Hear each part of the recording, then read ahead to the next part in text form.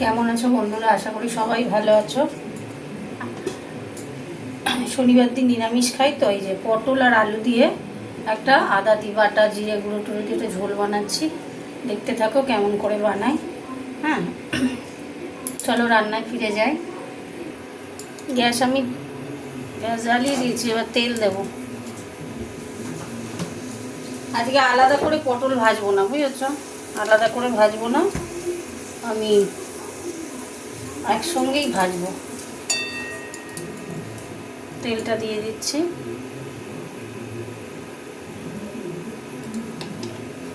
তেলটা একটু গরম হোক, তেলে একটু মিষ্টি দেব।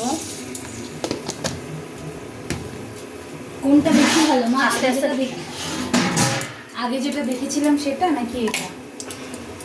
শুকনো লঙ্কা দিয়ে দিলাম, তেজপাতা দিয়ে দিলাম, আর জিরে দেবো, গোটা জিরে, জানো তো, গোটা জিরে দিয়ে দিলাম।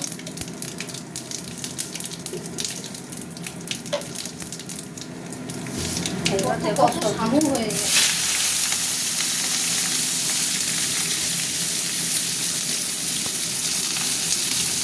ভাজাটা হবে।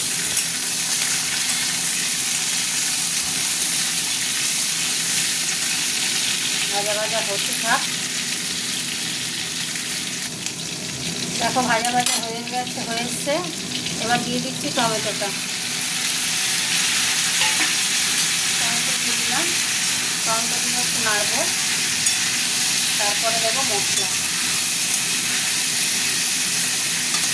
টমেটোটা নরম হোক।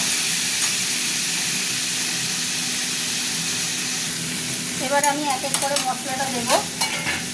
প্রথমে দিয়ে দিচ্ছি এই যে আদা ব্লেড করে রেখেছিলাম, আদা দিয়ে দিলাম। এবার দেবো হলুদ গুঁড়ো দিয়ে দিলাম। এটা হলো লঙ্কা গুঁড়ো,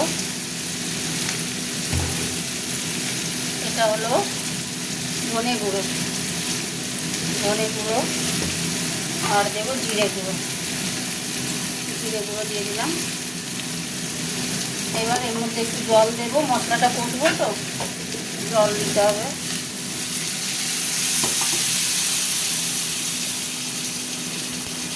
এটা আমার নিরামিষই রান্না, বুঝেছ?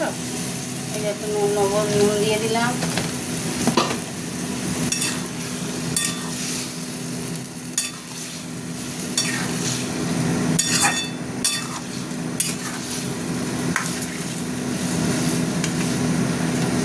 মশলাটা কষা হতে থাক।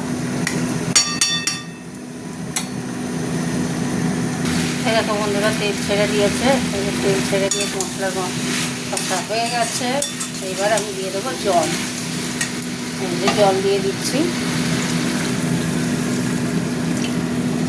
তাহলে কি রান্না করলাম আজকে? নিরামিষই পটল আলুর ঝোল।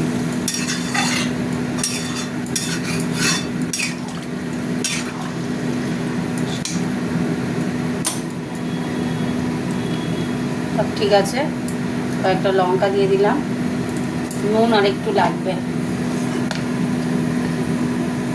আর একটু নুন দিয়ে দিলাম। ফুটুক এবার। চাপাটা খুললাম, হয়ে গেছে তরকারি।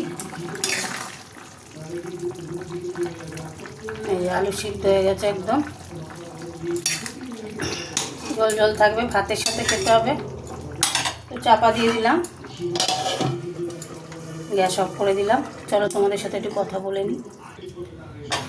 আজকে নিরামিষ পটল আলুর ঝোল করলাম, দেখলে এরকম বাড়িতে করে খাবে, ভালো লাগবে।